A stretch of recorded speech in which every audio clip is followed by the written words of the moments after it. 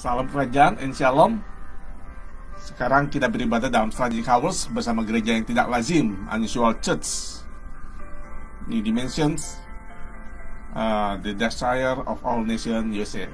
Mari kita mulai ibadah kita pada pagi hari ini di Amerika dan malam di Indonesia. Bapa kami surga, kami mau berkumpul bersama-sama dalam Strategic Hours. Kami beribadah walaupun kami berbeda tempat, mungkin berbeda waktu, tapi kami tetap satu di alam roh. Karena kami tahu, kami percaya bahwa surga dan bumi satu, tidak ada suatu perbedaan waktu dan keadaan. Terima kasih Tuhan, biarlah firman-Mu yang disampaikan oleh hamba-Mu menjadi berkat dan memberikan kekuatan Tuhan. Terima kasih, dalam nama Yesus kami ucap syukur. Haleluya, amin. Oke. Sebelumnya saya mau cek dulu apakah suaranya oke.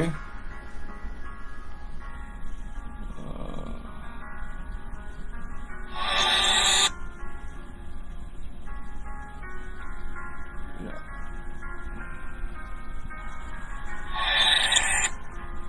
Oke. Good.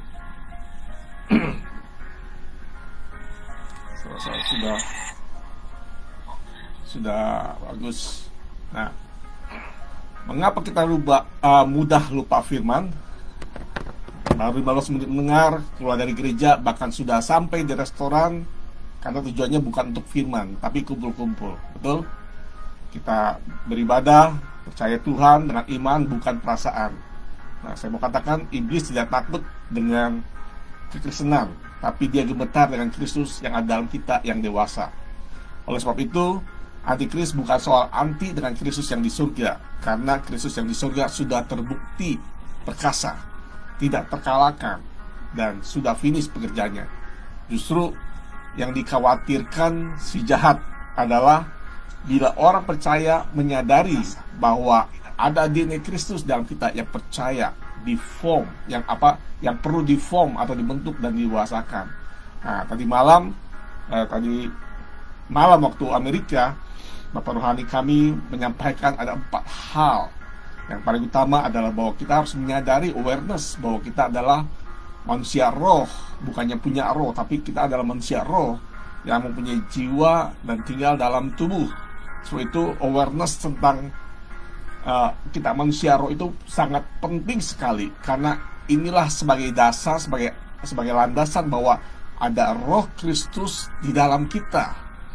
Karena dikatakan dalam Roma 8, kalau kita tidak memiliki Kristus, maka kita bukan miliknya atau bukan milik Bapa. Nah, yang kedua, bahwa kita harus kita harus membentuk roh Kristus sehingga menjadi dewasa. Karena yang takuti iblis bukannya Kristus yang ada di surga, tetapi apa?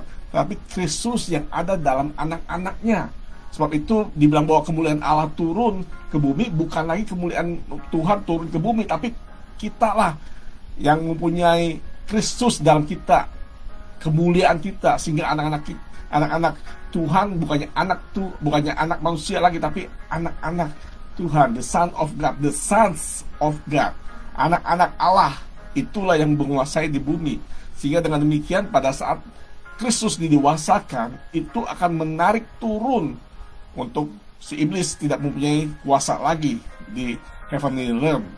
Nah, sebabnya penting bahwa kita harus punya awareness bahwa kita adalah manusia roh yang mempunyai jiwa dan tinggal dalam tubuh. Amin.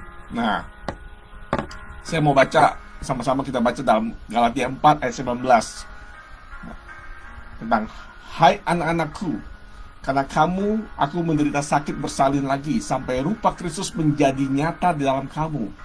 Karena gereja di Galatia memulai dengan roh, mengakhiri dengan daging, memulai dengan anugerah, mengakhiri dengan Taurat. Nah, kita mungkin sudah terbiasa dengan ayat ini bahwa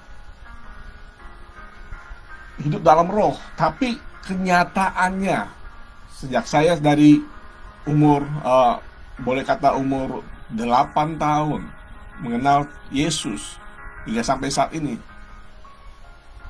percaya bahwa Yesus adalah Tuhan, tetapi tidak menyadari dan tidak ada yang memberitahukan, membukakan, merevealkan firman Tuhan bahwa ada Roh Kristus. Hanya cuma didengungkan bahwa kita adalah menjadi serupa dengan Kristus, tetapi kenyataannya menjadi serupa dengan apa? Apanya yang menjadi serupa dengan Kristus? Apanya yang sama dengan Yesus? Nah, di aliansi ini saya mengucap syukur karena saya bertemu dengan Dad Didit, Mam Tati yang menjadi channel anugerah. Karena apa? Karena dibukakan bahwa kita memiliki DNA Kristus dalam kita. Sehingga dengan demikian kita menyadari bahwa ada Kristus dalam kita, sehingga kita harus membentuk Kristus dalam kita. Nah, dalam NASB-nya lebih jelas lagi, dikatakan demikian. My children, with whom I am again in labor, until Christ is formed in you. Nah, Paulus menderita sakit bersalin bukannya secara harfiah. Paulus berubah jenis kelamin, tapi di alam roh. Paulus mengandung Timotius, sehingga apa? Sehingga rupa Kristus menjadi nyata di dalam diri Timotius. Nah, seperti halnya dirinya yang sudah mengikuti teladan Kristus. Nah, oleh sebab itu, kekristenan tujuannya bukan cuma kalau mati masuk surga atau menjadi kaya, tapi apa? Tapi membentuk dan mendewasakan Kristus dalam kita, sehingga apa? Sehingga menjadi finishing generations. Iblis kuasanya sudah dikalahkan oleh Yesus, tapi kekuatannya masih ada di bumi dengan membangun apa? Sistem dunia. Baca dalam Efesus 2 ayat 1 sampai 2. Hal inilah yang kemarin malam juga disingkapkan oleh orang tua rohani kami, bahwa kita harus memform Christ in us because the hope of glory. Efesus 2 ayat 1 sampai 2 yang berbunyi demikian. Kamu dahulu sudah mati karena pelanggaran-pelanggaran dan dosa-dosamu. Yang keduanya, kamu hidup di dalamnya karena kamu mengikuti jalan dunia ini. Karena kamu mentaati penguasa kerajaan angkasa, yaitu apa? Roh yang sekarang sedang bekerja di antara orang-orang durhaka.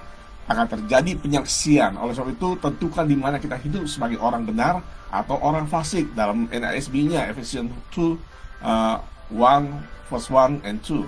And you were dead in your trespasses and sins, in which you formerly walked according to the course of this world.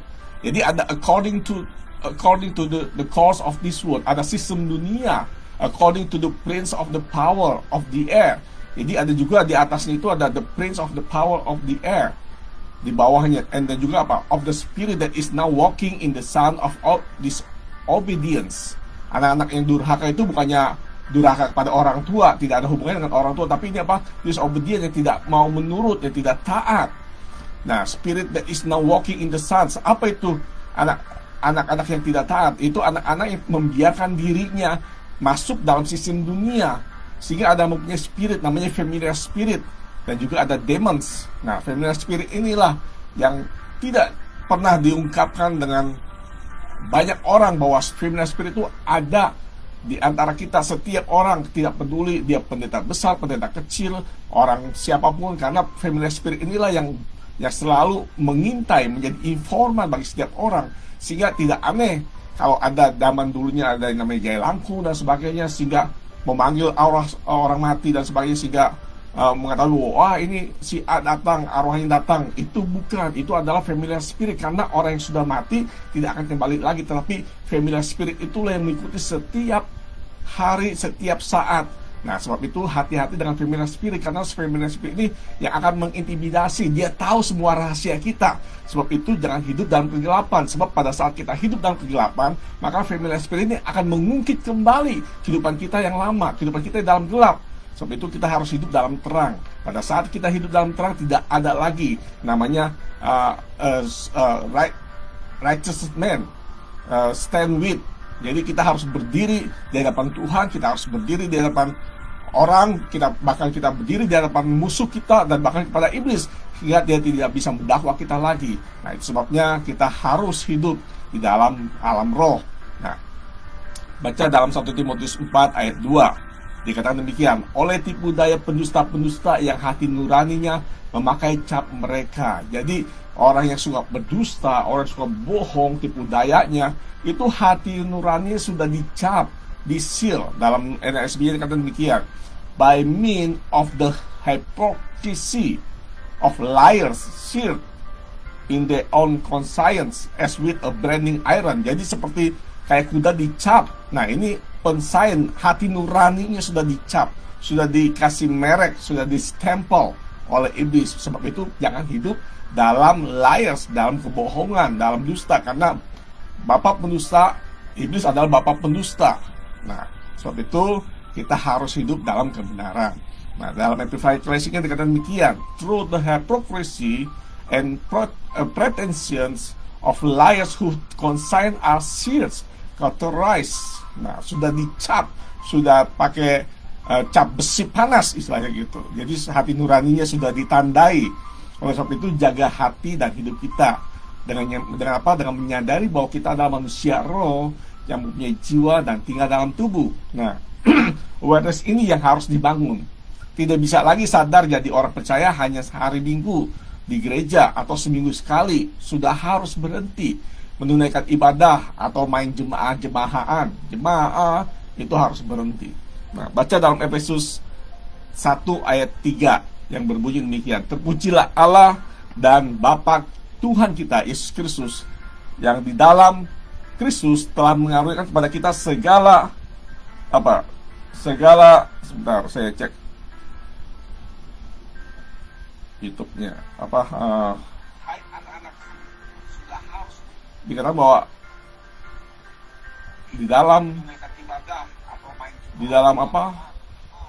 di dalam Kristus telah mengaruniakan kepada kita segala berkat rohani dalam surga.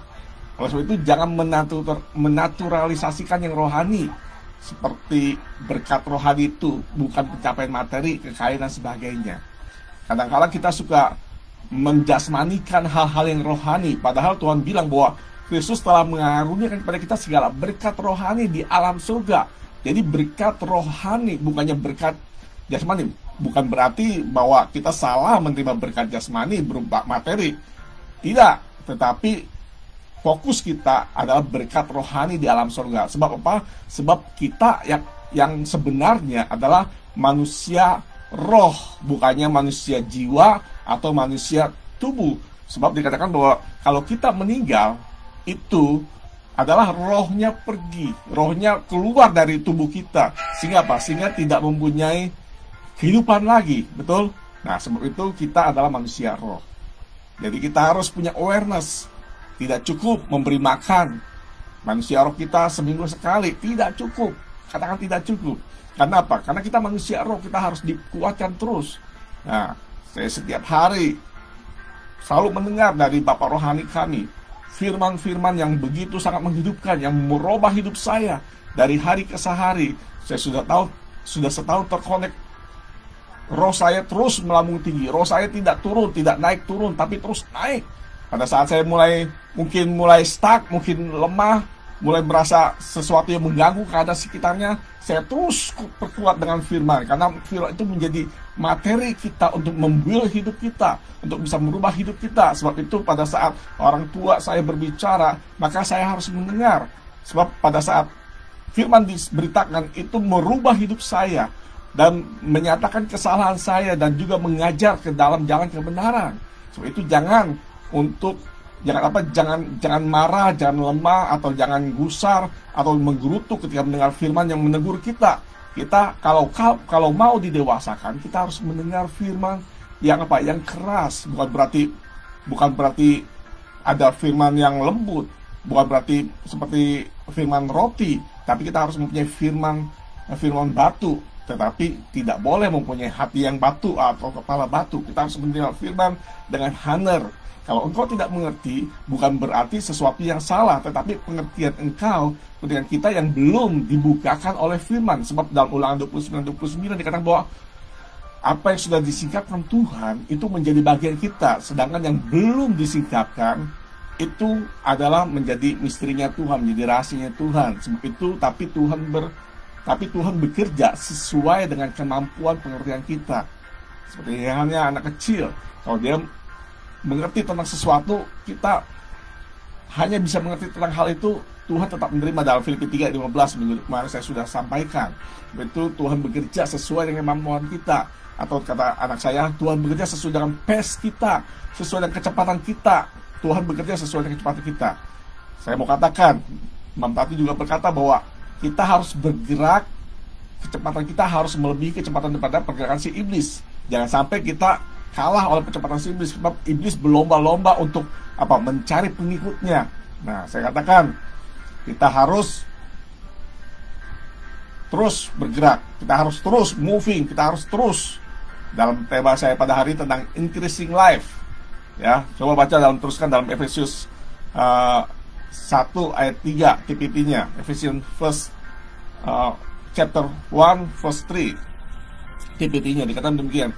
Every spiritual blessing in the heavenly realm has already, jadi sudah been lavished upon us as a love gift. Jadi berkat rohani itu sebagai love gift. Bukannya kita harus melakukan sesuatu, kita mendapatkan sesuatu, tidak, tapi sebagai love gift yang sudah dipersiapkan oleh Tuhan from our wonderful heavenly Father, the Father of our Lord Jesus, all because He sees us wrapped into Christ. Jadi love gift ini bukan karena perbuatan baik kita, Tuhan memberikan kita, memberkati kita, no, tetapi apa? Karena ada Kristus dalam kita. He sees us. Yang menarik perhatian Tuhan bukannya kitanya, tetapi apa? Kristus yang ada dalam kita. This is why we celebrate Him with all our heart. Sebab itu kita harus kita merayakannya di dalam sepenuh hati, with all our hearts, dengan sepenuh hati kita. Jadi Kristus yang ada dalam kita itulah yang menarik perhatiannya Bapa. Wow, katakan wow. Ketika kita tahu bahwa ada Kristus dalam kita, setiap orang yang percaya bahwa Yesus adalah Tuhan dan Juru Selamat kita, dan Dia telah mati bagi kita, Dia sudah menebus dosa kita, kita sudah dibebaskan dari kegelapan kepada terang, dari hidup yang dari kematian kepada kehidupan. Itu yang menarik perhatian kita, perhatian Bapa, bukannya perbuatan kita, tapi apa? Karena ada Kristus dalam kita. Amin. Katakan amin. Nah, dalam NLT-nya akan begitu demikian. Oh, praise to God, the Father of our Lord Jesus Christ, who has blessed us with every spiritual blessing in the heavenly realm, because we are united with Christ. Sebab kita telah bersatu dengan Christ. Nah, saya tadi bilang jangan menaturalisasikan hal-hal yang rohani. Nah, jangan juga merohanikan hal yang natural.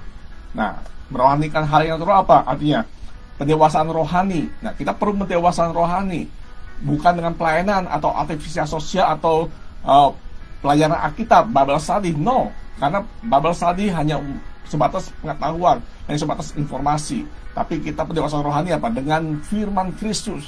Kita harus mendengar firman Kristus, sebab dari Roma 10 ayat 17 bahwa iman timbul dari pendengaran, yaitu pendengaran akan firman Kristus. Kita tidak bisa hanya membaca ayat. Nah, ada orang berkata bahwa saya sudah membaca firman Tuhan, Alkitab dari Kejadian sampai Wahyu dalam waktu seminggu. Saya mau katakan, dalam waktu seminggu bisa saja seseorang dalam waktu, karena dia kosong, karena dia tidak punya waktu, atau dia berkobar-kobar baru mengenal Yesus, baru bertobat, dia bergebu-gebu, bisa kebut sepanjang hari, sepanjang malam, seharian, sampai dia kebut 1 minggu atau 2 minggu, dia bisa selesaikan membaca Alkitab. Mungkin saja, tetapi bukan itu utamanya. Yang utama adalah apa? Firman Tuhan yang sudah di-reveal, yang sudah dibukakan, itulah yang menjadi bagian kita. Ini bukan balap-balapan untuk membaca Alkitab, no. Tetapi apa? Kita harus mendewasakan rohani. Kita tidak bisa mendewasakan rohani kita hanya dalam waktu 1 hari. Kita tidak bisa mendewasakan rohani kita hanya dalam waktu seminggu atau setahun, no. Kita harus mendewasakan rohani selama hidup kita. Yaitu apa? Pendewasaan rohani itu maksudnya apa? Menjadi serupa dengan Kristus, sehingga rupa Kristus nyata atau nampak dalam kehidupan kita. Amin. Sehingga dengan demikian kita menjadi surat Kristus yang terbaca. Haleluya. Nah, karena itu pendewasaan hanya bisa dibentuk dengan ketaatan, yaitu dengan cara hati yang mau dibentuk dan diubah melalui firman, yaitu firman Kristus. Nah, bagaimana bisa taat bila tidak suka mendengar? Karena hanya orang yang mendengar dengan teliti maka bisa taat dan melakukan sesuai dengan apa yang didengar seperti halnya Nuh. Nah, membangun bahtera dengan taat, walau dicemooh dan diolok, tapi dia tidak mendengar opini publik. Dia mendengar hanya dari yang memberi instruksi. Amin. Nah, kita tidak akan mengalami kehidupan yang menggairahkan jika hidup kita masih di lower life. Nah, orang yang hidup di higher life akan mengalami sesuatu yang menunggu kita, bukan kita yang menunggu sesuatu.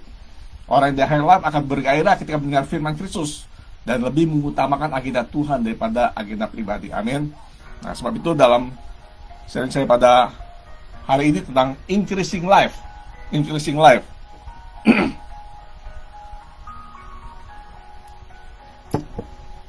Kita tidak bisa increasing life, kita tidak bisa dewasa rohani tanpa seizin Tuhan. Kita dipanggil oleh Tuhan.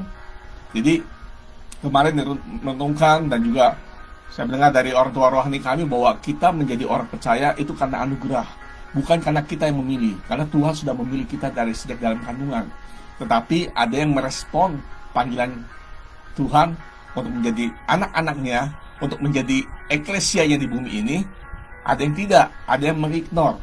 Sebab itu kalau engkau menjadi orang Kristen, mulai sekarang menyadari bahwa kita adalah eklesianya Tuhan. Kita adalah ambasadornya Tuhan di bumi. Sebab itu kita harus percaya bahwa kita yang utama adalah manusia roh. Awareness tentang kita adalah manusia roh itu the basic, the bottom of understanding. Sebab kalau kita tidak menyadari bahwa kalau kita hanya menyadari bahwa kita manusia tubuh, maka tubuh dan jiwa kita akan menghalangi kita untuk berhubungan dengan Tuhan. Pada saat kita mendengar firman, kita akan mudah tidur. Pada saat mendengar firman, kita akan mudah ngantuk. Pada saat mendengar firman, kita akan mudah jiwa kita bergejolak atau ada perseteruan atau pergumulan. Sebab itu kita menyadari bahwa kita adalah manusia roh. Tidak mungkin kan kalau kita disuruh makan ngambek. Nah, kalau hanya anak-anak saja yang kalau disuruh makan ngambek atau marah-marah. Saya ingat waktu kecil, sehingga saya dibujuk dengan mainan dan sebagainya supaya bisa makan. Sambil main, sambil makan, sambil main, sambil makan. Itu hanya terjadi pada saat Quran kita masih kanak-kanak. Amin. Tapi kalau orang yang dewasa, dia sudah menyadari bahwa dia harus makan supaya kuat. Amin. Nah, Tuhan rindu hidup kita luar biasa. Lebih daripada kerinduan kita untuk menjadi luar biasa. Tuhan yang lebih rindu. Kenapa? Karena Tuhan telah menjadikan kita sebagai anak-anak Allah di bumi ini yang memegang kuasa, yang memegang mandat, memegang tujuannya Tuhan. Nah, kita tidak akan hidup berkenangan jika tidak meninggalkan lower life. Hidup itu pilihan, amin. Berkat dan kutuk juga pilihan. Jadi, bukannya Tuhan memberikan kutuk pada kita. Tidak, karena di dalam diri Tuhan tidak ada hal yang buruk. Semua hal-hal yang baik yang hanya ada dalam dirinya Tuhan. Jadi istilahnya kita hidup dalam coveringnya Tuhan. Kalau kita keluar dari kebenaran, maka kita keluar dari coveringnya Tuhan. Nah, di luar coveringnya Tuhan itu kutuk. Tetapi kalau tinggal di dalam coveringnya Tuhan itu berkat. Jadi bukannya Tuhan memberi kutuk, tapi kita sendiri yang memilih keluar dari coveringnya Tuhan. Sehingga kita apa? Sehingga kita keluar dari berkat, hidup dalam berkat, hidup dalam berkat rohani. Kita hidup dalam berkat coveringnya Tuhan. Nah, jadi saya katakan bahwa hidup itu pilihan, berkat dan kutuk juga pilihan. Artinya kita mau tetap diam dalam coveringnya Tuhan, atau kita mau keluar dari coveringnya Tuhan. Kalau kita tahu bahwa kita keluar dari coveringnya Tuhan, maka kita keluar dari berkatnya Tuhan. Jadi bukannya Tuhan mengutuk kita, Tuhan tidak pernah mengutuk kita. Soal itu Tuhan mengajarkan kalau ada orang yang berbuat jahat sekalipun jangan pernah mengutuk. Karena otomatis kalau dia tidak hidup dalam kebenaran atau tidak menyebarkan tentang kebenaran, maka dia hidup dalam kutuk. Otomatis, bukannya kita tidak perlu mengutuk lagi, karena dia sudah otomatis keluar dari hidup dalam covering, dari hidup dalam kebenaran. Kalau ada orang yang memusuhi engkau, jangan khawatir, karena hidup saja dalam kebenaran. Orang tua rohani kami mengajarkan bahwa nanti kebenaran itu yang akan menyapu habis. Kebenaran itu akan seperti flood yang akan menyapu habis. Jadi kebenaran itulah yang membela. Kebenaran tidak perlu dibela, karena kebenaran akan berdiri sesuai dengan dirinya, itu kebenaran itu sendiri. Amin. Nah, sebab itu kita harus hidup a higher life. dengan apa? Dengan increasing life, kehidupan yang bertambah-tambah. Beda dengan naik dan bukan decrease. Nah, berkat itu bukan uang, tapi the power atau kuasanya. Sehingga apa? Sehingga kita bisa duduk bersama-sama dengan Kristus. Nah, tadi pagi Bapak rohani kami mengatakan bahwa kita adalah manusia roh yang mempunyai DNA Kristus yang terus dibentuk di rumah Tuhan. Nah, kita bisa dibentuk hanya ada di rumah kalau kita ada di rumah Tuhan.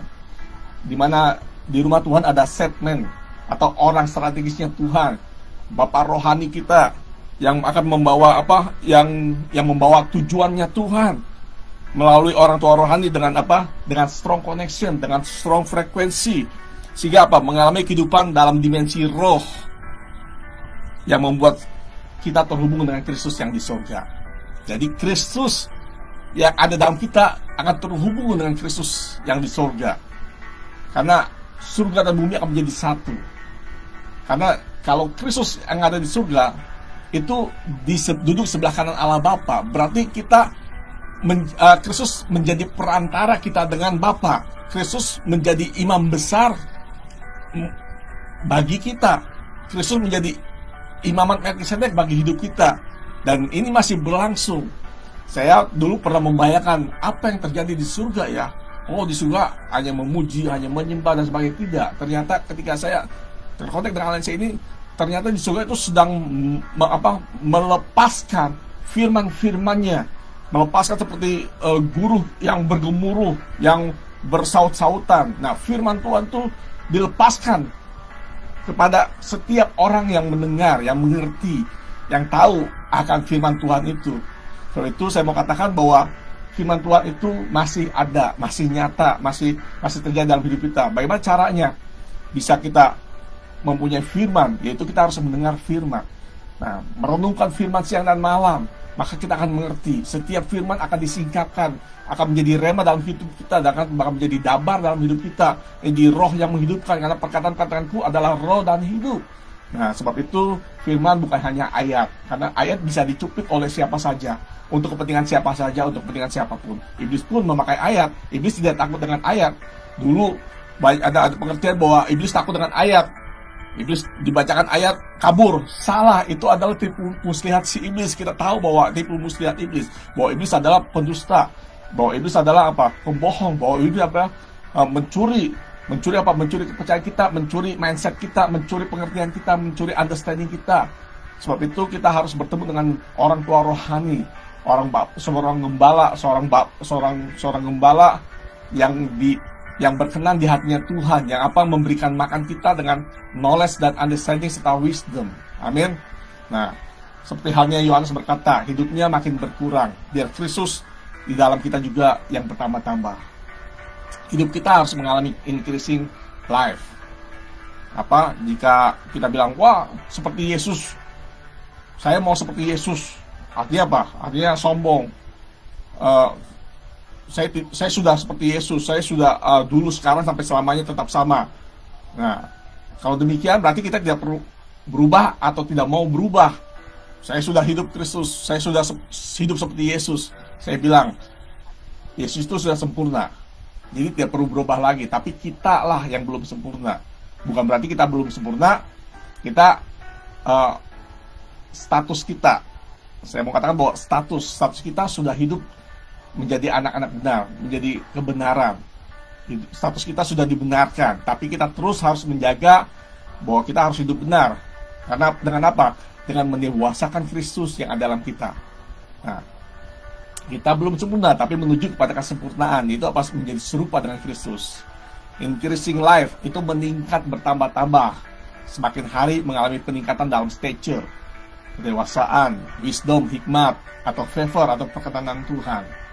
Banyak orang membaca buku rohani atau belajar dari pendeta besar dan ternama. Tidak salah, tapi bisa ngaco. Karena apa? Karena semua masuk. Dia terima. Dia dengar semua YouTube. Sehingga kalau mendengar semua itu, pasti di antara semua pendeta atau semua pembicara yang memberitakan, pasti ada satu titik yang membuat dia bingung. Karena satu pendeta dengan satu pendeta lain akan berlawanan atau akan bertabrakan, karena masing-masing menyampaikan keinginannya atau kepentingannya masing-masing. Ada pendeta yang hanya cuma motivasi, hanya ada pendeta juga yang menyampaikan hanya cuma kata-kata positif. Nah, kita tidak dibangun, kita didewasakan bukannya tidak dibangun hanya dengan kata-kata positif atau kata-kata motivasi, tapi kita dibangun dengan firman Kristus yang membentuk kita, yang mau menegur kita, yang mau mendisiplin kita. Sebab itu kita menjadi disciples. Dikatakan bahwa follow me, I will make you. Saya akan membentuk, saya akan memproses, saya akan memform kamu. Sebabnya Adam pertama sebagai manusia original gagal. Karena apa? Karena Adam bukannya ciptaan, tapi Adam dibentuk oleh Tuhan, diform. Dalam Kejadian 1:27 bahasa Inggris, God formed the man. Tuhan membentuk. Nah, berarti apa? Tuhan masih memproses rohnya, manusia rohnya Adam pada waktu itu. Tetapi dia mendengar dari suara-suara lain selain suara Tuhan. Dan saya percaya setiap hari Tuhan, atau setiap kali Tuhan, karena waktu itu belum ada hari, setiap kali Tuhan selalu bertemu dengan Adam dan Hawa. Tetapi di saat yang lain dia juga mendengar daripada suara si jahat, yaitu suara si iblis, yang pada saat itu berbentuk secara ular. Nah, dia memberi kesempatan dirinya, membuka dirinya untuk mendengar suara-suara lain selain suara Tuhan. Sebab itu kita harus tahu apa yang kita dengar, siapa yang kita dengar, dan bagaimana kita mendengar. Saya katakan sekali lagi bahwa iblis tidak takut dengan ayat-ayat firman Tuhan, karena ayat-ayat Alkitab itu dipakai juga oleh iblis untuk kepentingannya sendiri. Amin. Sebab itu kita harus tahu apa yang kita dengar, siapa yang kita dengar, dan bagaimana kita mendengar. Nah, sebab itu kita perlu seorang Bapak rohani yang mengawasi, mendidik, dan mengarahkan kita. Amin. Bapak rohani itu sebagai channel anugerah, sehingga terus terang bagi saya tidak perlu lagi mengalami hal-hal yang tidak perlu saya alami. Cukup sudah dalam time of ignorance, masa kebodohan dan hidup yang berputar-putar dan tersiok-siok. Saya tidak perlu mengalami hal-hal yang tidak perlu saya alami. Saya tidak perlu mengalami hal-hal yang tidak perlu saya alami. Amin. Ngerti ya? Jadi sama sepertinya Yakub sebenarnya tidak perlu mengalami sampai 20 tahun berputar-putar. Dia harus mengawini Lea, dia harus mengawini Rahel, harus bekerja untuk pamannya Laban. Kalau dia hidup dalam kebenaran, sebab itu cukup, katakan cukup sudah dalam time of ignorance, masa kebodohan dalam hidup yang berputar-putar dan tersiok-siok. Baca dalam Lukas 2 ayat 52. Lukas 2 ayat 52. Dan dikatakan, dan Yesus makin bertambah-tambah, dan bertambah hikmatnya, dan besarnya, dan makin dikasihi oleh Allah dan manusia.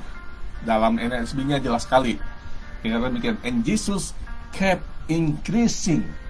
Nah, Yesus saja pada waktu hidup di dunia, pada waktu hidup di bumi, maksud saya, pada waktu hidup di bumi dia mengalami increasing. Increasing bukannya peningkatan secara jasmani, peningkatan secara kekayaan. Tidak salah untuk terus menjadi kaya. Karena apa? Karena kekayaan itu dipakai kalau kita benar, kalau kita tahu tujuan kita diberikan kekayaan oleh Tuhan, maka kita menggunakan kekayaan itu untuk apa? Untuk tujuannya Tuhan. Bukan tujuan Tuhan ini memberi sini sana dan sebagainya untuk orang lain atau orang fakir miskin. Tidak salah. Saya tidak menentang orang yang memberi fakir miskin, tidak menentang memberi yatim piatu, tidak menentang memberi kepada janda-janda, tidak menentang sama sekali. Tetapi kita harus tahu apakah benar Tuhan menyuruh, karena setiap orang mempunyai spesifik instruksi masing-masing. Tidak semua instruksi sama. Tidak semua orang dipanggil Tuhan menjadi gembala, tidak semua orang dipanggil Tuhan menjadi penginjil, tidak semua orang dipanggil Tuhan menjadi apa? Menjadi pengajar. Semuanya punya spesifik sesuai dengan panggilan masing-masing. Ada orang diberkati untuk bisa apa? Bisa membantu orang miskin. Ada orang dipanggil untuk bisa membantu panti asuhan. Ada orang dipanggil untuk bisa membantu pelayanan hamba Tuhan di desa-desa untuk memberitakan Injil.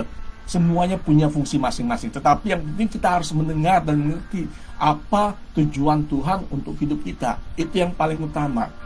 Amin. Dan yang paling utama lagi adalah apa? Kita harus menyadari, jangan kita melakukan aktivitas kerohanian atau aktivitas sosial. Bukan, tetapi kita harus mengutamakan apa? Mendewasakan manusia roh kita. Pada saat kita mendewasakan manusia roh kita atau Kristus dalam kita, maka kita otomatis akan menyampaikan tentang kebenaran dimanapun kita berada, entah di tempat kerja atau usaha kita atau dimanapun kita berada, kita akan menyampaikan tentang kebenaran. Karena pada saat itulah kebenaran akan diberitakan, kebenaran akan disiarkan, bukannya hanya untuk menjual atau mempunyai tujuan yang lain. Sebab itu dalam hal sini kita mempunyai standar, yaitu apa? Clean, clear, dan pure. Dalam hal apa? Dalam hal money, dalam hal moral, dalam hal motif, dan dalam hal marriage. Kita harus punya hati yang murni, yang clean, yang clear. Supaya apa? Supaya kita berkenan kepada Tuhan. Supaya kita apa? Tidak menjadi dakwaannya iblis. Karena tidak ada yang perlu diumpet-umpetin istilahnya. Tidak ada perlu dimasukkan ke dalam rak, dalam apa? Di dalam karpet. Kalau dulu ada istilah put under the rug, taruh di bawahnya karpet sehingga tidak ketahuan. Tapi kalau dibuka ternyata kotor. Nah, sebab itu kita jangan menjadi manusia yang hipokrit tadi katakan. Jangan menjadi manusia yang munafik. Kita harus hidup benar. Jangan cuma menjadi malaikat satu hari, satu minggu di gereja, tapi di luar menjadi orang yang jahat. Orang menilai kita karena kita jahat. Tidak bisa hidup seperti itu lagi. Amin. Nah, kita harus hidup increase. Nah, jika kita mengalami increase, maka kita tidak akan mengalami kebosanan. Nah, Yohanes 10 ayat 10. Terjadi peningkatan hidup, yaitu increasing life. Hidup ini bukannya hal-hal yang materi, tapi hidup ini adalah kehidupan yang sebenarnya. Amin. Tuhan tidak menjanjikan bahwa kita menjadi orang percaya akan hidup kaya atau akan menjadi kaya raya atau menjadi milioner. Tidak, tapi kita hidup yang berkemenangan sehingga kita menjalani hidup ini dengan bergairah. Kita hidup ini mempunyai apa? Mempunyai roh yang bergelora. Hidup ini tidak membosankan, selalu bergairah. Nah, sebab itu kita perlu firman. Firman itulah menggairahkan. Amin. Kita tidak lagi hidup cuma Kristen-Kristenan, hidup karena percaya-percayaan lagi. Tidak, berhenti dari hal itu. Nah, dalam Mazmur 84 ayat 7 dikatakan begini, mereka berjalan makin lama makin kuat hendak menghadap Allah di Sion. Jadi hanya ada di Sion. Sion ini bukannya tempat, bukannya lokasi, tapi apa? Suatu dimensi rohani, di mana apa? Di mana Sion Tuhan bertahta, Tuhan memberikan mandat-mandatnya, Tuhan memberikan instruksi-instruksinya di rumah Tuhan. Nah, Sion ini adalah rumah Tuhan. Nah, dalam bahasa Inggrisnya, dalam NASB-nya jelas sekali dikatakan demikian. Psalm 84 verse 7 dikatakan bahwa they go from strength to strength. Jadi dari kekuatan kepada kekuatan, every one of them appears before God in Zion. Jadi Tuhan hanya ada di Zion, Tuhan hanya ada di Sion. Sion ini sekali lagi saya katakan bukannya tempat, bukan lokasi, tapi suatu dimensi rohani, di mana apa? Di Sion itu adalah gunungnya Tuhan, di mana Tuhan bertahta, di mana Tuhan memperdengarkan suaranya di rumahnya. Sebab itu jangan jadikan rumah Tuhan sebagai apa? Dalam Matius, Markus, Lukas, jangan jadikan Tuhan sebagai rumah bisnis. Jangan jadikan Tuhan sebagai rumah apa? The dance, sebagai maksudnya the dance itu sebagai rumah penyamun, atau sebagai cave penyamun, sebagai gua-gua penyamun, atau sebagai suatu jual beli. Jangan. Sebab itu gereja, saya mau katakan, bukannya gedung, tapi apa? Tapi adalah kita. Dimulai dengan person eklesia, maka kita akan menjadi satu eklesia yang corporate. Kalau kita menyadari bahwa kita adalah eklesia, maka kita ada apa? Satu tempat namanya according place, tempat kita mana berkumpul, yaitu gereja secara corporate. Nah, sebab itu dikatakan bahwa kitalah gereja itu sendiri, kitalah eklesia, kitalah gereja yang dibangun di atas batu penjuru. the cornerstone, sehingga kita apa? Sehingga kita menjadi sama seperti Kristus, yaitu apa? Batu kehidupan, the living stone. Kita harus menjadi the living stone. Sebab itu pada waktu kita menyadari hal ini, kita hidup dalam rumah Tuhan, kita hidup di Sion, maka kita dari strength to strength. Dalam TPT ini bahwa they grow stronger and stronger. Jadi bertumbuh, berkembang semakin kuat dan kuat terus with every step forward.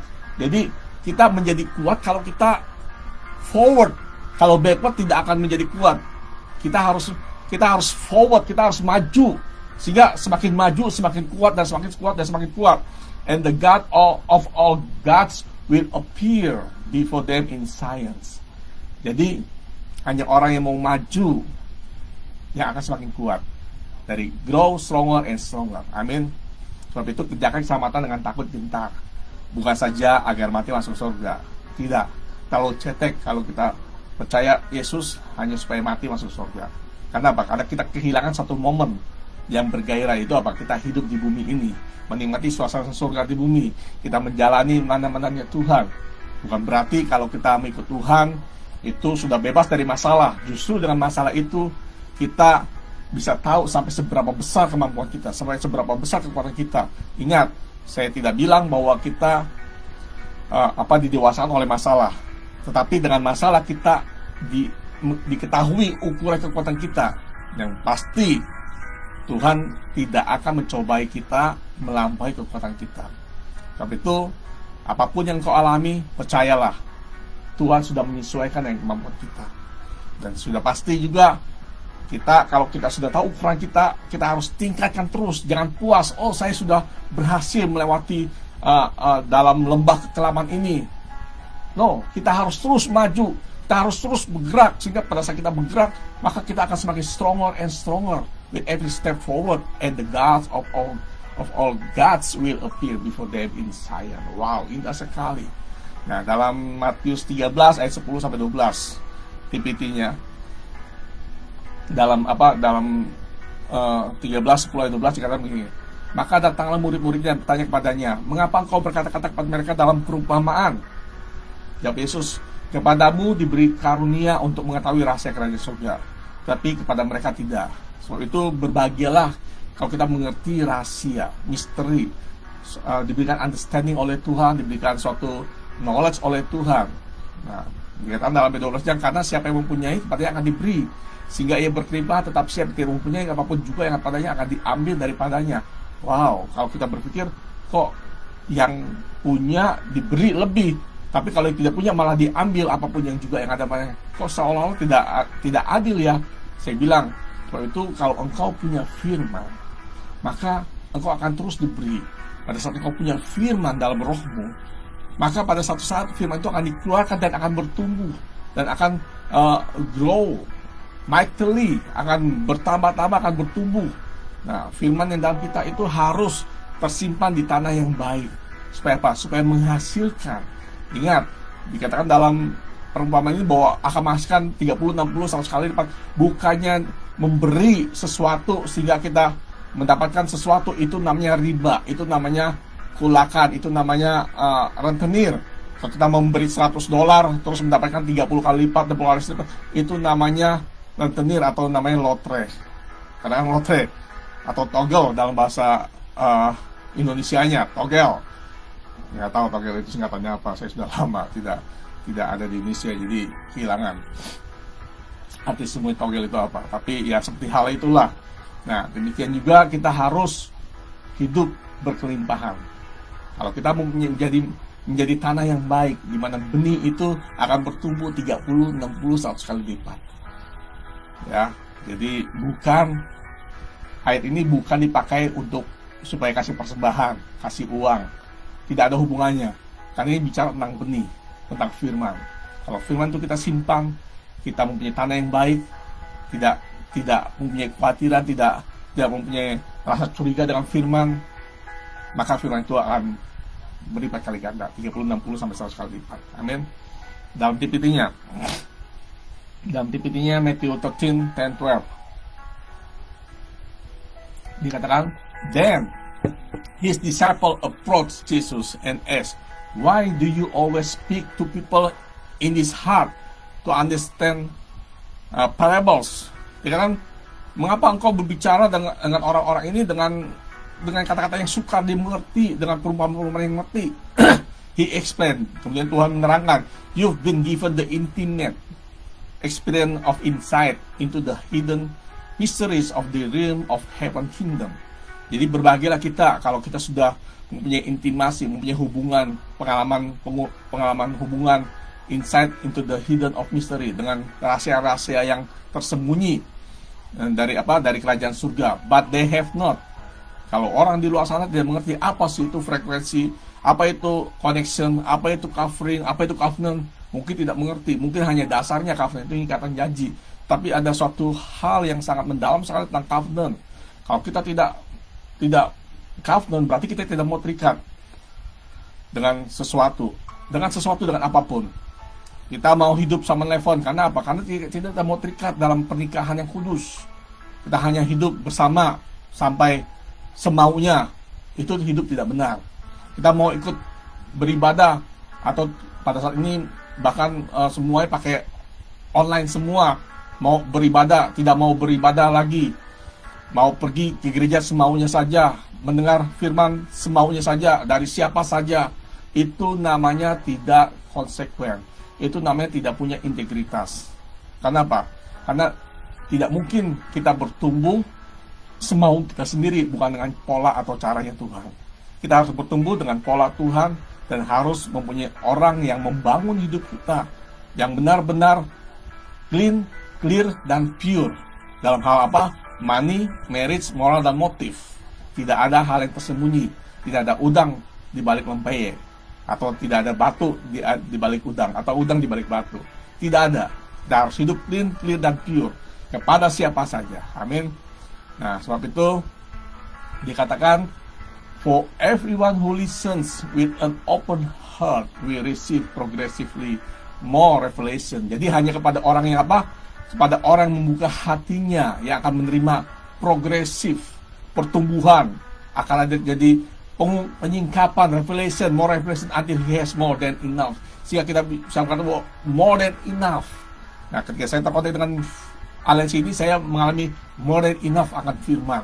Banyak hal-hal yang dibukakan di dalam aliansi ini. Hal-hal yang belum pernah saya tahu dan saya mengerti, disingkapkan. Dan di aliansi ini saya disingkapkan tentang Sion. Pada waktu kecil, pada waktu sekolah minggu, saya suka menyanyikan, "Ku mendaki ke bukit Sion, ku jalani bersama-sama." Hanya mengerti, hanya sebatas nyanyian saja, tapi tidak mengerti understanding esensi dari sebenarnya bahwa Sion itu suatu tempat yang sangat indah, di mana Tuhan bertata, di mana Tuhan memperdengarkan suaranya. Nah, sebab itu kita harus mengerti bahwa kita bisa mendengar kalau kita punya hati yang taat.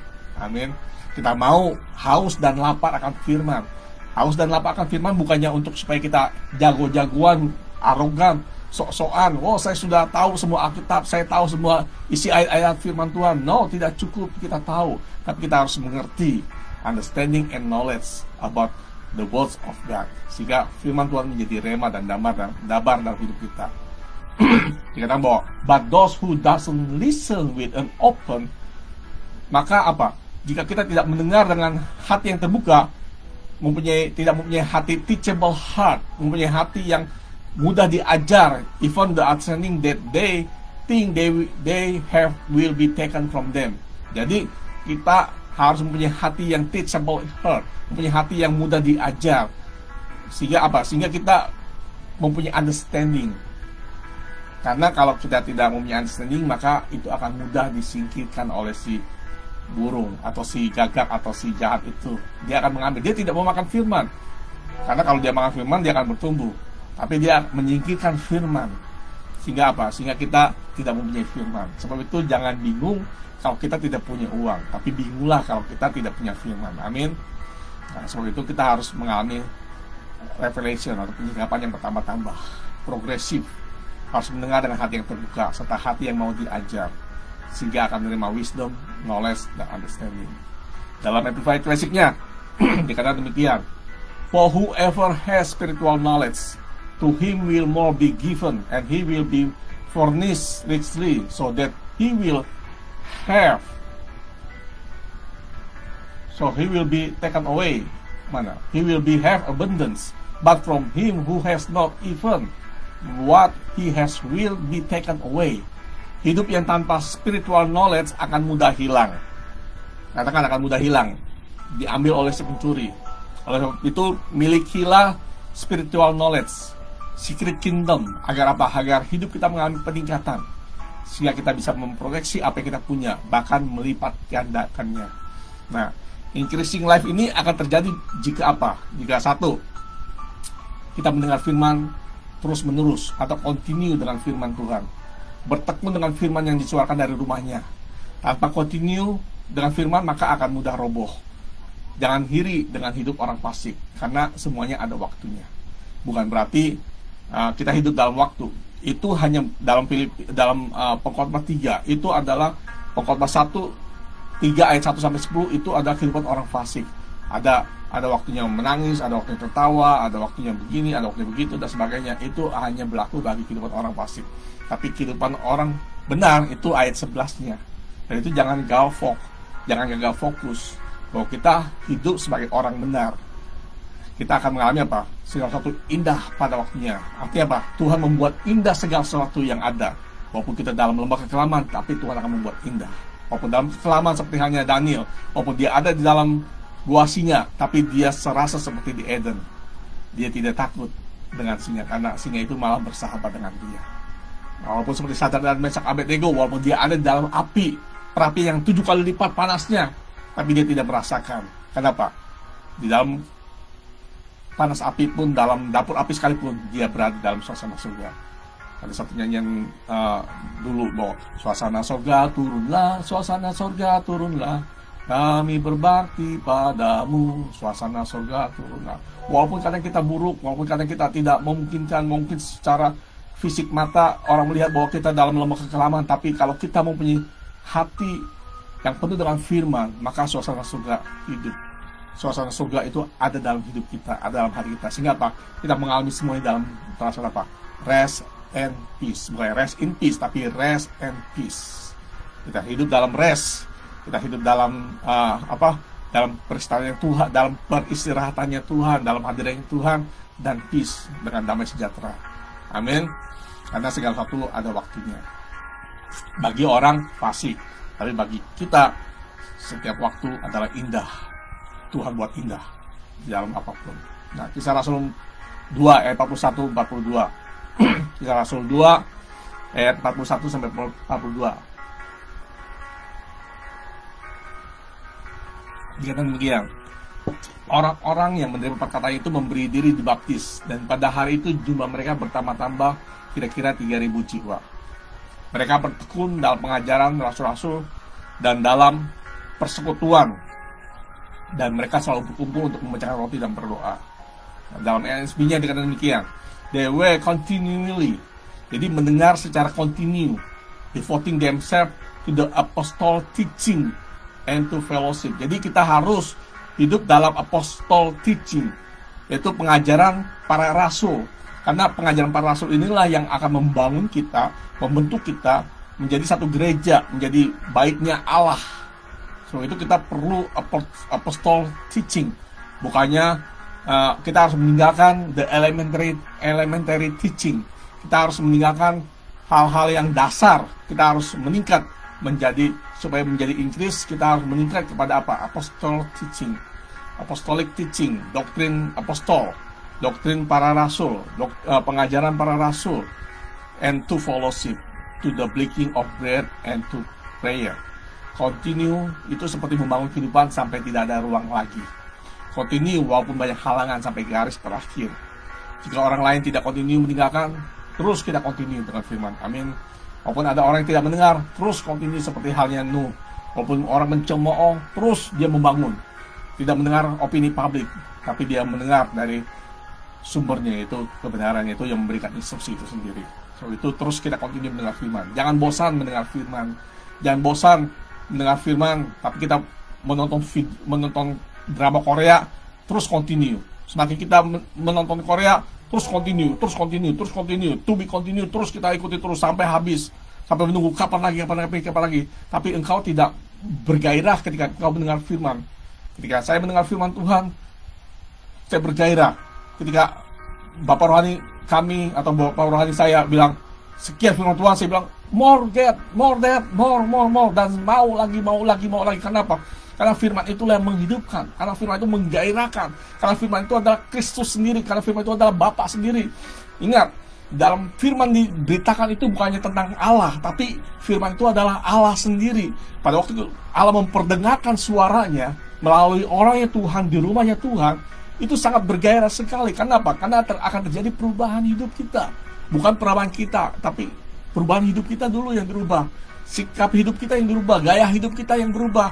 Kita tidak mengalami, tadi disampaikan, tidak mengalami siklus kematian atau siklus kekalahan, tapi kita mengalami siklus kemenangan, the cycle of victory, mengalami siklus kemenangan. Dan saya bukan lagi dalam tadi tentang siklus kemenangan itu dalam Mazmur 23. Dikasih perumpamaan oleh orang tua rohani kami. Jadi kebajikan dan kemurahan selalu mengikuti saya. Walaupun banyak rintangan, walaupun banyak tantangan, tapi ada malaikat Tuhan yang akan menyingkirkan semua rintangan kita. Sehingga apa? Sehingga kebajikan dan kemurahan selalu mengikuti saya. Karena kita hidup dalam siklus kemenangan. Tapi kalau kita hidup dalam siklus kekalahan, dalam kuasanya si iblis, dalam dunia dalam sistem dunianya si Babel atau sistem dunianya si jahat, maka bukannya kebajikan dan kemurahan yang mengikuti kita, tapi apa? Demons and the family spirit yang akan mengikuti kita. So itu tentukan pilihan kita. Kita harus mau terus mendengar firman Tuhan secara kontinu, terus continue mendengar firman. Pada saat engkau continue dengan firman Tuhan, maka otomatis rohmu akan didewasakan, maka otomatis rohmu akan menjadi kuat dan strong, karena itu sebagai material kita sebagai bangunan Allah. Amin. Nah, yang kedua, bagaimana supaya increasing, itu apa? Jangan patah semangat. Walaupun orang merendahkan kita atau memberikan suatu limitations atau intimidasi kita dari golongan yang minor. No, tidak. Dan saya bersyukur di Amerika semua orang mempunyai kesempatan yang sama, mempunyai opportunity yang sama. Jadi jangan mudah dilimitasi atau diintimidasi by people, karena kita dibatasi oleh kata-kata orang. Amin. No, jangan mau dibatasi sehingga apa? Sehingga mematahkan semangat kita. Dan Kisah Rasul 11 ayat 20-21 dikatakan demikian. Akan tetapi di antara mereka ada beberapa orang Siprus dan orang Kirene yang tiba di Antioquia dan berkata-kata juga kepada orang-orang Yunani dan memberitakan Injil bahwa Yesus adalah Tuhan. Dan tangan Tuhan menyertai mereka dan sejumlah besar orang menjadi percaya dan berbalik kepada Tuhan. Peningkatan tidak akan pernah terjadi bila selalu memakai alasan, memakai reasoning tentang tempat, situasi, atau kata orang, kemampuan, keterbatasan ekonomi dan sebagainya. Jadi keterbatasan jangan melemahkan semangat kita. Saya di Amerika hanya sendiri, cuma bersama istri atau partner sini saya yang terkonek dengan aliansi ini. Seolah alone, but not lonely. Karena apa? Karena kita tidak terbatas oleh waktu dan tempat, tetap terhubung dengan Tuhan, dengan kebenarannya, tetap terhubung dengan rumahnya, serta terhubung dengan segmen orang yang Tuhan, serta saudara-saudara sini. Saya sehingga berkata yes dengan ini saja sudah ada ratusan komen di Facebook dari saudara-saudara saya yang pada saat ini mungkin ada jam 8 malam, ada juga di waktu Indonesia Timur jam 11 malam atau jam 10 malam di Indonesia Tengah, tapi mereka tetap sebagai saudara ini mengencourage saya untuk memberitakan tentang firman. Amin. Komen-komennya. Nah, jadi kalau yang setuju dengan firman, yang mendengar firman, yang yes and amin. Kalau engkau tidak mengerti, cukup katakan say yes and amin. Maka firman itu akan terus menjadi kehidupan buat kita. Amin. Nah, saya coba mau cek di YouTube apakah masih oke YouTube-nya.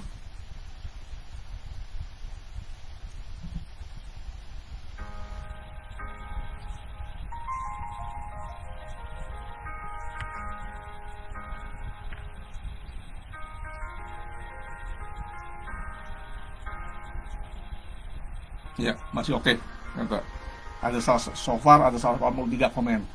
Bukan berarti saya memperhatikan tentang komennya, tetapi komen ini membuktikan bahwa mereka mendengar firman yang saya sampaikan.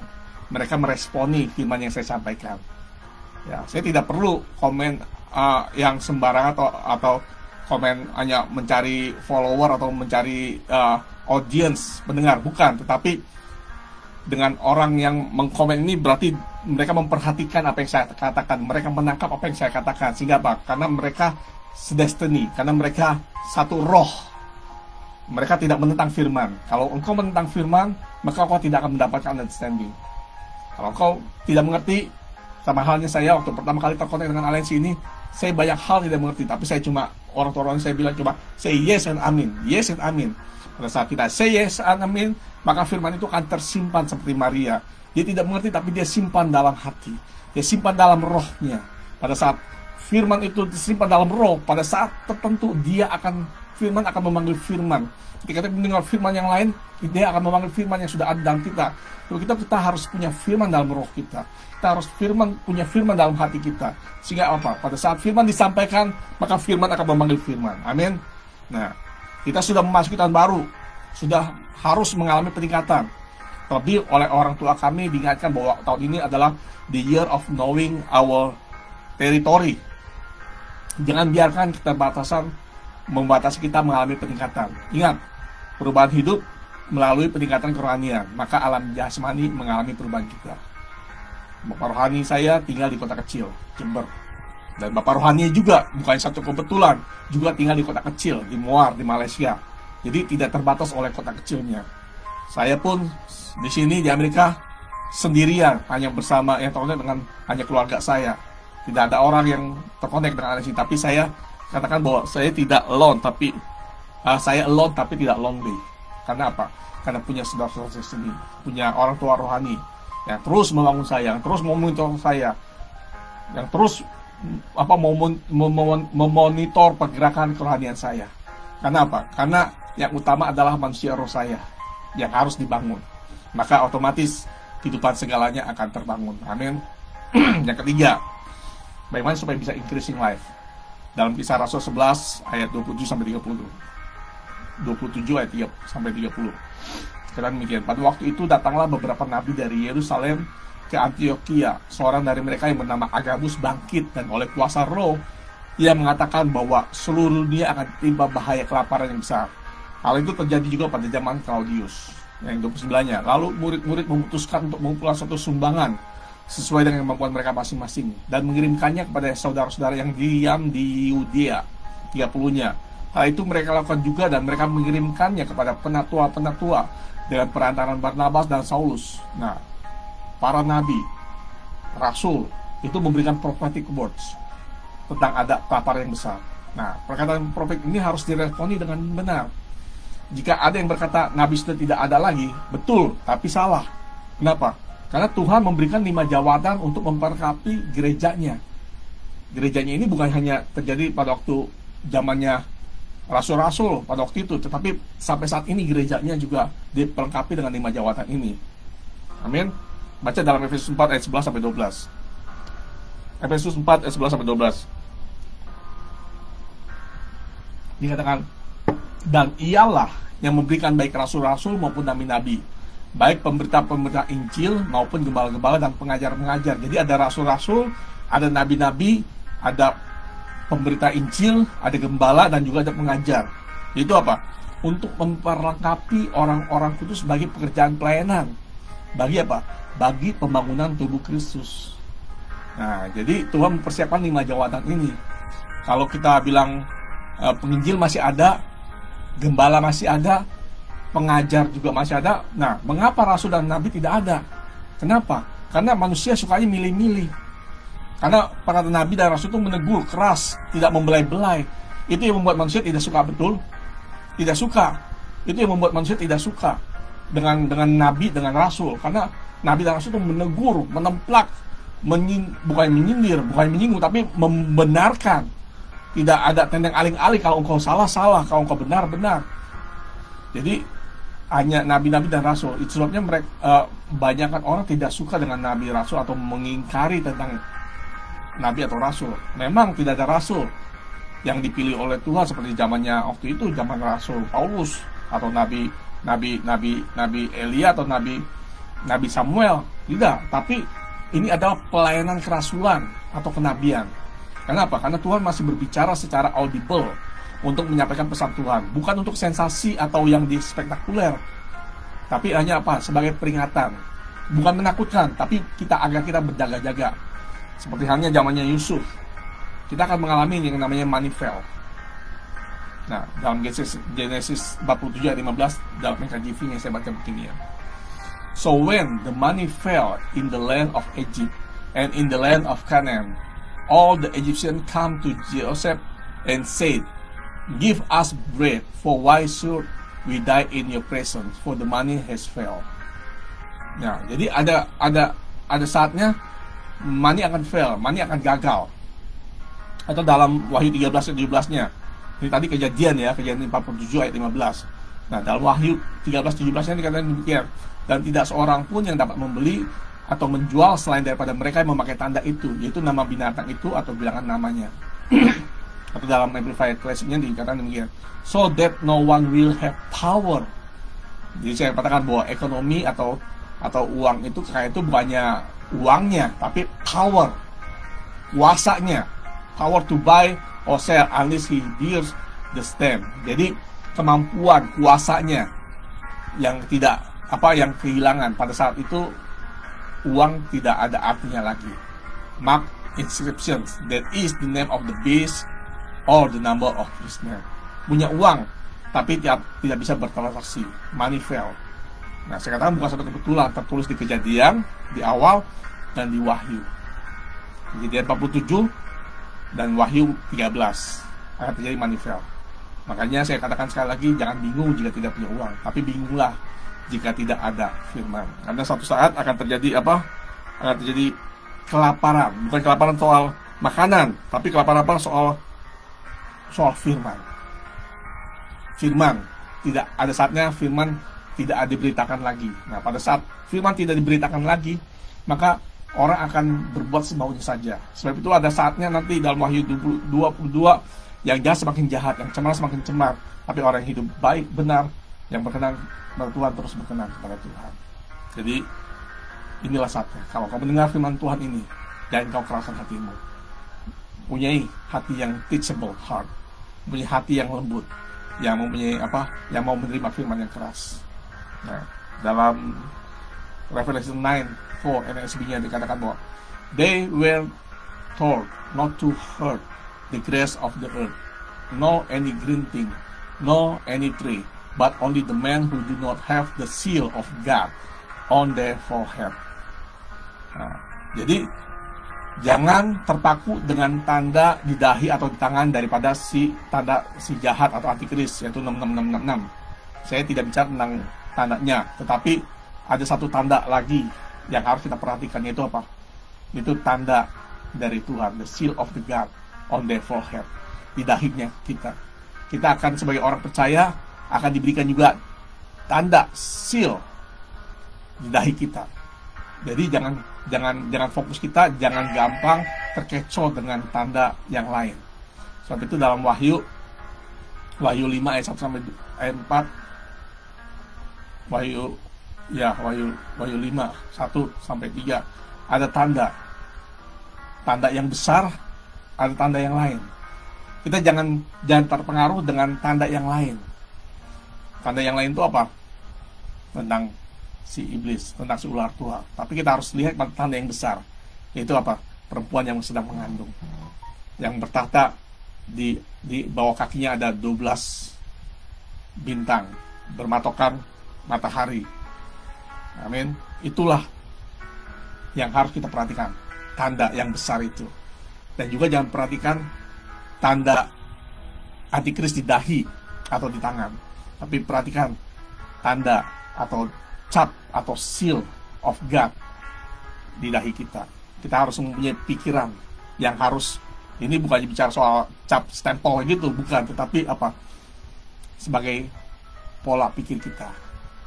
Dari carnal mind harus di renew mind, harus diperbarui menjadi apa? Menjadi spiritual mind. Sehingga pada waktu kita mengalami spiritual mind, maka kita akan mengalami hal yang spiritual, apa? Christ mind, Christ of mind. Christ of mind, bukan never mind, tapi Christ of mind of Christ, mind of Christ, jadi mempunyai pikiran Kristus. Pikiran Kristus tidak akan terjadi kalau kita tidak mempunyai apa, di renew menjadi spiritual mind. Nah, mind kita harus mempunyai the seal of God. Mind kita harus mempunyai pikiran yang rohani. Jangan segala satunya punya pikiran yang jasmani. Ingat, kalau pikiran kita masih jasmani, maka kita akan mudah digoyahkan. Kita akan mudah diombang-ambingkan oleh tipu daya muslihat si iblis. Itu kita harus mempunyai the seal of God di dahi kita, di pikiran kita, di pola pikir kita. Amin. Dikatakan begini, Wahyu 14 ayat 1. Wahyu 14 ayat 1. Dan aku melihat sesungguhnya Anak domba berdiri di Bukit Sion, dan bersama-sama dengan dia 144.000 orang. Dan di dahi mereka tertulis namanya, yaitu nama Anak Domba Allah dan nama Bapaknya. Dalam TPT-nya dikatakan, then I looked, and behold, there was the young lamb standing on Mount Zion, and with him 144,000 who have his name and his father's name written on their forehead. Jadi ada tanda dahi lain yang berasal dari Allah dan Anak Domba. Jangan terpaku dengan terbatasan angka 144.000 yang hanya masuk surga. Dari ada aliran lain yang mengatakan bahwa 144.000, tapi mereka giat. Saya salut dengan mereka giat untuk memberitakan tentang Injil kerajaan mereka. Tapi di surga hanya dibatasi 144.000. Atau dalam terjemahan lainnya 140.000 laki-laki. Wow. Jadi mereka berlomba-lomba hanya memberitakan siapa yang akan masuk dalam 140.000. Itu agak ngaco, saya bilang. Karena apa? Karena angka 140.000 itu hanyalah simbol kelengkapan. Artinya apa? Sudah tercakup semuanya. Amin. Jadi bukannya jumlah harafiahnya bahwa yang akan masuk surga hanya 144.000. Apakah surga itu hanya ruang yang terbatas yang tidak bisa menampung semua banyak orang? Saya katakan ini jangan sampai masuk dalam tipu mislead atau dalam masa penyesatan. Kenapa? Karena surga itu, kemarin ada yang di Facebook mengatakan bahwa si jahat gencar. Betul. Si jahat atau Lucifer hanya membawa sepertiga daripada pengikutnya. Tapi dia mencari banyak manusia-manusia di bumi ini yang akan menjadi kaki tangannya. Sebab itu kita jangan tertipu oleh si iblis. Kita masih punya 2/3 daripada malaikat surga. Jadi 2/3, sepertiga sama 2/3 lebih banyak daripada sepertiga dengan 2/3 lebih banyak 2/3, betul? Jadi kita jangan takut. Kita masih bisa menang. Bukan masih bisa menang, kita memang pemenang. Karena mereka tahu takdir si iblis sudah dibuktikan, sudah terbukti dari wahyu bahwa nasib si iblis adalah apa? Masuk dalam penghukuman. Ingat, ketika di neraka atau dalam penghukuman itu bukannya iblis yang menghukum, karena iblis pun masuk orang hukuman. Jadi tidak mungkin orang hukuman menghukum yang terhukum. Tapi apa? Mereka juga masuk dihukum. Cuman mereka mempunyai tipu daya iblis, tipu muslihat, sehingga seolah-olah mereka yang berkuasa di neraka. No, karena mereka juga tunduk dalam dosa, sehingga mereka harus dihukum. Untuk itu kita harus bangkit, kita harus increasing our life, kita harus increasing our spirit, kita harus increasing dalam apa? Stature kita harus increasing dalam apa? Dalam wisdom kita harus increasing dalam apa? Dalam favor of God. Kita harus increase. Nah, increase life terjadi jika kita merespon dengan benar perkataan profetik yang kita terima. Ini bukan perkataan profetik yang abal-abal, yang berkata bahwa gampang berkata Tuhan Tuhan berkata pada saya. Ini bukan perkataan personal, karena Tuhan, kalau Tuhan berkata bukan untuk personal. Memang Tuhan mengarahkan untuk kita hidup personal, tapi tujuannya jelas bahwa hanya untuk mendewasakan manusia roh kita. Bukan tidak ada perkataan bahwa Tuhan berkata bahwa saya akan dapat rumah besar tahun depan, atau Tuhan berkata bahwa saya akan mendapatkan istri 3 tahun lagi. No, itu bukan hal-hal yang sepele seperti itu. Kalau Tuhan berkata kalau kita harus hidup benar, nah itulah Tuhan berkata bahwa kita harus merubah hidup kita, kita harus benar. Kalau kita tahu firman, kita harus mengikuti firman. Kalau kita tahu firman tapi tidak mengikuti firman, itu namanya kita tidak tahu akan firman. Artinya apa? Kita tidak punya understanding tentang firman. Kalau Tuhan berkata bahwa engkau harus hidup kudus, tapi kita masih sayang akan hidup dengan gendaan, atau dengan cewek lain, dengan cowok lain, dengan simpenan. Simpenan hanya untuk uang, bukan untuk seseorang. Amin. Katakan, simpenan hanya uang, bukan untuk seseorang. Seseorang tidak boleh menjadi simpanan kita. Nah, terlebih dalam hal ini, saya sudah putuskan semuanya bahwa saya harus hidup clean, clear, dan pure dalam hal money, dalam hal merit, dalam hal motif, dalam hal moral, atau dalam hal marriage. Jadi kita bisa berdiri, right stand with. Kita harus berdiri di hadapan manusia, di hadapan Tuhan, bahkan terhadap musuh kita, bahkan terhadap setan sekalipun. Nah, saya katakan bahwa prophetic ini untuk corporate, bukan personal.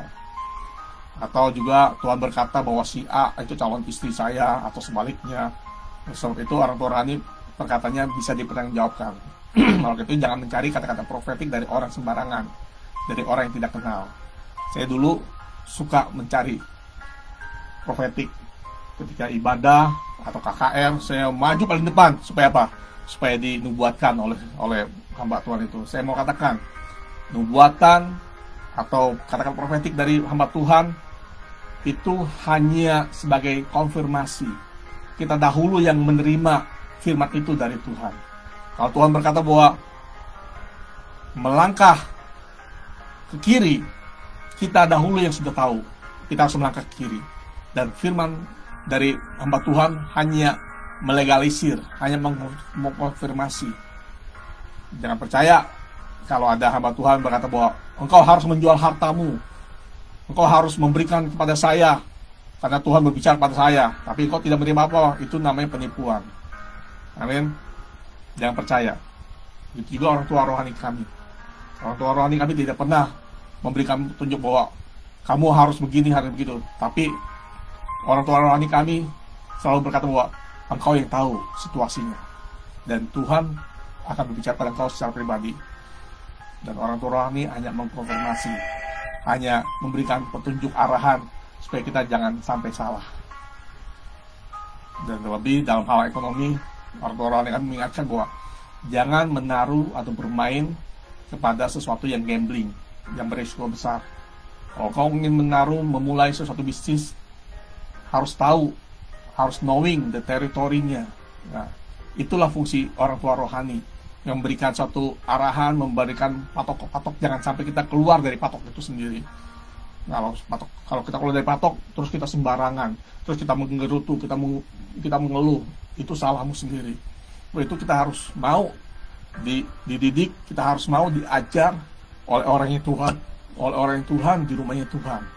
Orang tua rohani sebagai channel anugerah, bukan kita menuhankan orang tua rohani kita. Sama halnya, kalau saya bangga dengan orang tua jasmani saya, sayangnya orang tua jasmani saya sudah meninggal, tapi saya tetap bangga dengan mereka, karena mereka sudah membentuk, sudah menjadikan saya seperti sekarang ini. Menjadi apa? Menjadi anak yang uhau. Walaupun pada waktu itu mungkin belum uhau, tapi saya sudah mengerti bahwa saya harus honor. Nah, amin. Kembali, prophetic word merupakan pintu masuk untuk mengalami hal yang supranatural, yang lebih dahsyat lagi. Nah, itu sebetulnya sebagai arahan untuk mempersiapkan, bukan membuat gaduh atau kacau atau menimbulkan ketakutan. Oleh sebab itu, perhatikan apa yang kita dengar, siapa yang kita dengar, dan bagaimana kita mendengar. Kita di aliansi ini sudah dipersiapkan menghadapi pandemik, sehingga ketika gereja tutup, cuma Zoom atau online, kita di aliansi ini sudah siap dan tidak terpengaruh dengan ibadah online, offline, bahkan lebih baik dan lebih bergairah. Saya bergairah tadi ibadah dari jam 12 sampai setengah 3. 2 jam setengah. Kadang-kala sampai jam 3. Bahkan sebelumnya, sebelum tahun ini 2 kali ibadah, 2 session, dari jam 12 sampai jam 3, setengah 4 sampai jam 6, atau sampai jam 7 bahkan sekalipun. Saya tetap bergairah. Tidak, waktu, tempat tidak menghalangi kami untuk terus bergairah mendengar firman Tuhan. Nah, sebab itu tidak terpengaruh dengan online atau offline. Bukan berarti kita tidak perlu ibadah fellowship, tapi maksudnya jangan terpengaruh. Amin. Dan bahkan saya melihat teman-teman saya, anaknya dinikahkan, itu menikah pun saat ini lebih praktis. Jadi kalau ada yang menikah, kalau ada yang mau menikah, inilah waktu yang tepat untuk menikah. Tapi bukan cuma menikah-nikahan doang, tapi harus persiapkan. Engkau harus mengerti apa maksudnya menikah. Menikah itu adalah apa? Kita membuat suatu covenant, membuat suatu ikat janji bahwa pasangan kita adalah pasangan sedestiny, yang satu tujuan. Jadi harus saling encourage, harus saling menguatkan. Terus terang, saya secara pribadi pernah mengalami hampir putus, hampir seperti telur di ujung tanduk, hampir. Walaupun saya hamba Tuhan, walaupun saya mengenal Tuhan, walaupun saya pelayan Tuhan, hampir divorce. Bukan kata divorce, tapi berpisah atau cuek dan sebagainya. Ingat, saya katakan, pada saat engkau menikah, kalau engkau sudah tidak peduli dengan pasanganmu lagi, itu pun sudah namanya sudah divorce secara alam roh. Kalau engkau sudah tidak peduli lagi dengan pasanganmu, tidak memperhatikan perasaan pasanganmu, kamu berkata seenaknya saja, berarti engkau sudah memutuskan hubungan ikatan itu sendiri. Kenapa? Karena dalam ikatan perjanjian pernikahan dalam Kristen, katakan engkau akan hidup semati, bukannya hidup seumur hidup, atau apa istilahnya, hidup dalam suka dan duka. Tapi dalam aliansi ini bukan dalam suka dan duka, tapi dalam suka dan suka. Karena apa? Karena kita hidup dalam kesukaan Tuhan. Sukaan dari Tuhan itu kuatku. Nah, dalam Kristenan yang benar, kita harus hidup dalam suka. Walaupun dalam hal yang tidak suka, walaupun hal yang tidak kita suka pun, kita membuat menjadi suka. Kenapa? Karena sukacita dari surga yang memenuhi hidup kita. Amin. Nah, saya katakan bahwa saat ini orang menikah lebih praktis. Tidak merasa bersalah jika tidak ada pesta, tapi tetap bisa menyebarkan undangan, bisa memberi gift tanpa merasa tertuduh. Memberi gift, menerima gift tanpa merasa tertuduh. Ketika kasih nomor rekening bank, betul? Bisa memberi gift dengan memberi rekening bank kita. Tidak merasa bersalah kalau zaman dulu, wah mata duit kan lo, nggak keluarin duit tapi mau terima duit. Tidak, saat ini lebih praktis. Jadi kalau menikah dengan benar, setelah mengalami masa katekisasi, masa konsultasi, masa pembelajaran tentang pernikahan itu arti sebenarnya, maka engkau menikahlah saat sekarang ini.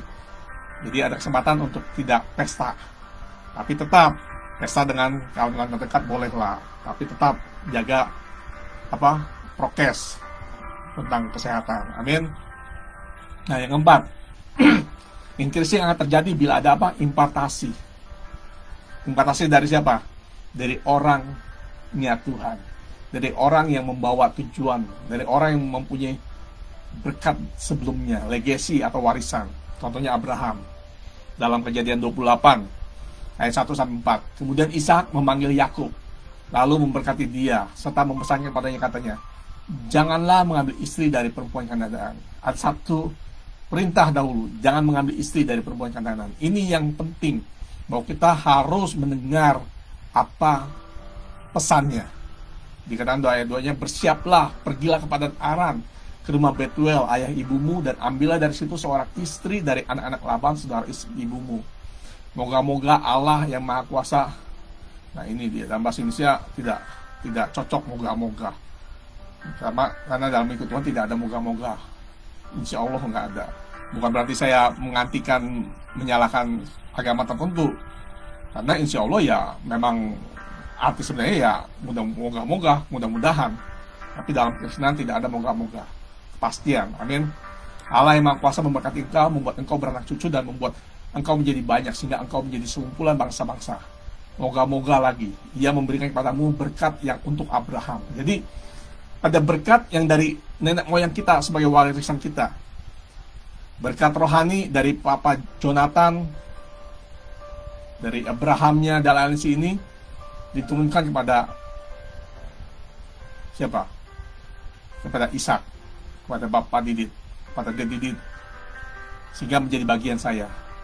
Apa yang menjadi bagiannya Bapak Jonathan? Kalau saya terkonek secara akurat, strong connection, strong covenant dengan orang yang Tuhan, maka legacy itu akan menjadi warisan yang diwariskan kepada Bapak rohani saya, akan menjadi warisan juga pada saya.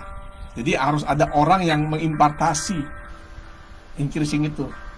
Jadi seperti halnya Bapak rohani saya terus increase life-nya, terus diproses dalam hidupnya, demikian juga saya akan mengalami increasing kalau saya mau memberi diri saya secara voluntary free untuk diproses oleh Tuhan. Jadi seperti halnya orang tua rohani saya, Bapak rohaninya terus diproses, maka orang tua rohani saya diproses, maka saya pun harus mau diproses. Sok kurang ajar sekali, arogan sekali kalau saya tidak mau diproses, padahal orang tua rohani saya masih terus mengakui bahwa dirinya masih diproses. Dan demikian pun saya masih diproses. Supaya apa? Supaya kita menjadi serupa dengan Kristus, sehingga keserupaan Kristus semakin nyata dalam hidup saya. Amin. Nah, sehingga engkau memiliki negeri ini yang kau diami sebagai orang asing yang diberikan Allah kepada Abraham. Yakub tidak akan menerima berkat Abraham, kakeknya, jika tidak ada impartasi dari ayahnya Ishak. Mungkin pada saat itu Yakub tidak bertemu dengan Abraham, tapi Yakub mengalami berkatnya Abraham melalui siapa? Melalui ayahnya Ishak. Kita akan mengalami increase life bila menerima input dan impartasi legacy dari orang yang bisa mengimpartasi warisan. Timotius, walaupun ibunya Onike dan neneknya Lois, orang percaya, tidak bisa mengimpartasi warisan rohani. Kita tidak bisa menerima impartasi dari Bapak jasmani. Ya puji Tuhan kalau misalnya Bapak rohani kita adalah Bapak jasmani kita juga. Bersyukurlah. Sebab itu kita menerima warisan yang double sebagai Bapak jasmani dan juga sebagai Bapak rohani. Nah, karena melalui Timotius menerima warisan rohani melalui apa? Melalui Bapak rohaninya, itu Paulus. Maka Timotius mendapatkan legacy atau warisan rohani. Jika Ishak memusuhi bapaknya, maka ia tidak akan menerima berkat. Itu sebabnya tidak heran jika Ismail tidak menerima berkat Abraham. Karena apa? Karena bukan anak legitimate. Impartasi dari rumahnya melalui orangnya akan terjadi. Karena ini pola ilahi. Kita tidak bisa bertumpu tanpa ada pola. Nah, kita mau badan fit aja harus ada PT atau personal trainer.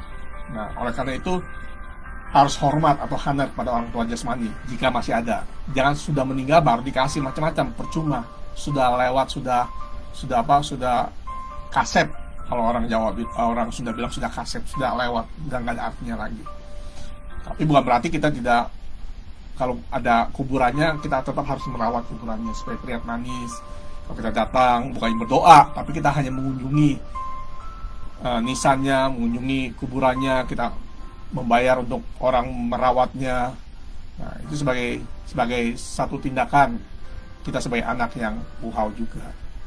Bukan berarti kalau datang, dulu saya waktu kecil diajarin, karena masih error sekali, datang ke kuburan minta doa sama nenek kamu, karena waktu itu nenek saya sudah meninggal, orang tua saya sudah hidup tapi belum mengenal Tuhan. Doa untuk nenek, terus minta berkat sama nenek, minta dilindungi sama nenek. Saya bilang itu salah, ngaco. So itu kita tetap harus merawat nisan kuburan orang tua kita. Kalau ada, papa saya dikremasi, dibakar, dibuang ke laut. Ya, tapi mama saya, nenek saya punya kuburannya. Jadi walaupun saya di Amerika, ada adik-adik saya, ada kakak saya di Indonesia yang tetap merawat kuburan mereka supaya terlihat manis, supaya terlihat indah. Nah, begitu juga dengan orang tua rohani sebagai channel anugerah. Ini bukan mendewakan, tapi kita honor. Seharusnya kita tidak perlu mengalami proses yang seharusnya tidak perlu. Kita tidak perlu mengalami proses yang seharusnya tidak perlu kita alami. Aku sebenarnya tidak perlu mengalami 20 tahun yang tidak perlu dialami, karena hidupnya tidak akurat pada awalnya. Tapi puji Tuhan, endingnya dia akurat. Sebab itu time of ignorance harus sudah berakhir. Bertambah-tambah dalam hikmat, bertambah dalam stature, bertambah-tambah dalam perkenan Tuhan. Oleh sebab itu, saya katakan sekali lagi, bukan saatnya lagi main gereja-gerejaan atau percaya-percayaan atau main jemaah-jemahan, tapi kita menjadi gereja sebagai gereja eklesia, sebagai finishing generation, sebagai generasi penerus, sebagai generasi yang menyelesaikan, mematahkan kuasa si iblis. Amin. Saya mau berdoa. Bapa kami di surga, biarlah kami mengalami increasing life. Dengan apa? Dengan kami menyadari bahwa kami adalah manusia roh. Manusia sebenarnya adalah manusia roh saya, yang mempunyai DNA Kristus. Ketika kami percaya, dan kami harus kami harus membentuk Kristus yang ada dalam saya. Dengan apa? Dengan rumahnya Tuhan, dengan orangnya Tuhan, dengan statementnya Tuhan, dengan orang strategisnya Tuhan di rumahnya Tuhan. Sehingga dengan demikian akan terkonek secara connection, akan terbangun suatu hubungan covenant yang kuat dengan orangnya Tuhan, dengan rumahnya Tuhan, sehingga mengalami kehidupan dalam dimensi roh, mengalami hal-hal yang rohani, mengalami berkat-berkat rohani yang sudah Tuhan sediakan bagi setiap orang. Dan bahkan membuat hubungan kami dengan Tuhan menjadi sangat mudah sekali, karena ada seorang imam besar yang menjadi perantara antara kami dengan Bapa. Biar hambamu berdoa untuk yang mendengar video ini atau live ini secara langsung maupun secara ulangan, Tuhan memberkati kehidupan mereka, biar mereka terus mempunyai hati yang haus dan lapar akan firman, yang mau dibentuk, yang mempunyai hati seorang murid, yang mau terus diajar, yang mau terus diubahkan hidupnya.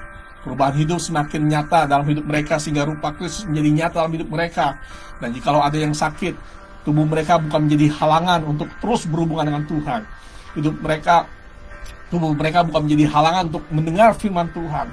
Tubuh mereka tidak menjadi halangan untuk bisa haus akan firman Tuhan. Dan bahkan jiwa mereka juga terus diubahkan, terus mengalami suatu perubahan dari kanal main, di-renew, diperbarui pikiran mereka, sehingga menjadi pikiran yang rohani. Sehingga pada saat pikiran rohani, maka mereka akan mudah untuk memiliki pikiran Kristus. Hidup mereka diubahkan, maka otomatis pada saat hidup mereka diubahkan, maka kehidupan jasmani mereka, keadaan ekonomi mereka, keadaan kesehatan mereka akan terus bertambah-tambah. Dari dalam nama Yesus sama berdoa, Tuhan jamah mereka, biarlah mereka increasing in wisdom, increasing in stature, dan increasing in perkenanan Tuhan. In Jesus' name. Amin. Selamat hari Minggu, menikmati indahnya hari Minggu. Di Amerika saat ini cuacanya sangat dingin. Berapa derajat hari ini? Untuk informasi, di Amerika 23 derajat. Berarti minus berapa? Minus 4 atau minus 5. Ya, derajat Celcius, 23 Fahrenheit. Biar keras, stay home, stay safe, and stay healthy. Tuhan memberkati kita semua. God bless you all.